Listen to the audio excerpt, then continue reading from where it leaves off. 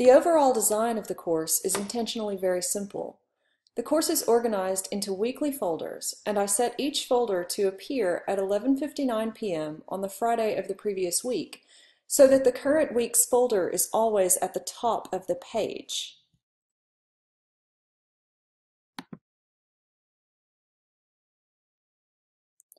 Within the weekly folders, my goal was to keep the design consistent so that students would know what to expect. Each week has a to-do list, and all materials for the week, including links to discussion boards and drop boxes for assignments, appear below the list in the order in which they're due.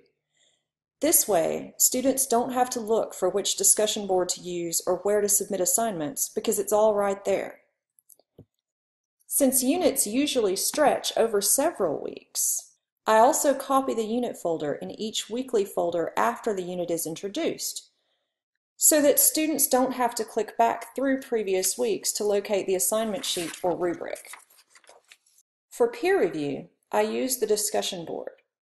Students post their drafts there, then use a peer review sheet that I supply to review the draft that appears directly below theirs on the board. This way, I don't need to manually pair students for peer review, which can be time-consuming. This system also rewards students who meet deadlines, since the first person to post a draft doesn't have to complete the peer review, and penalizes students who submit work late, since the last person to post a draft doesn't receive a peer review. Rather than asking students to navigate outside Blackboard to post to an ePortfolio, I use Blackboard's journal function to house reflections throughout the semester. I include a link to the journal along with each unit reflection prompt, so students post all of their reflections in the same private space.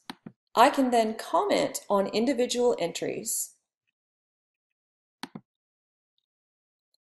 and assign a grade to the project as a whole at the end of the semester. For major assignments, I use inline grading to provide marginal comments.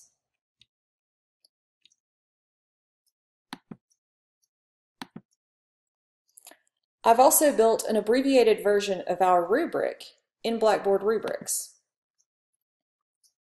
The rubric allows me to assign a letter grade to each rubric category and provide targeted feedback for that category.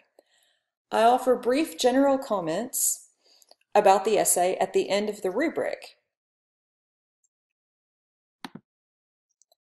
And I use the general feedback box to remind students to view the rubric, since doing so requires a little extra navigation on their part. The Grade Center generally is organized chronologically, with assignments listed in the order in which students complete them.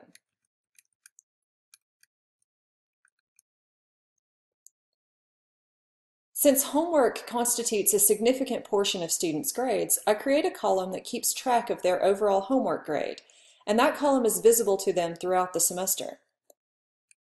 I also keep a running course grade to enable students to check their progress. I make this visible around midterm. After that, I hide it only when I'm grading a major assignment.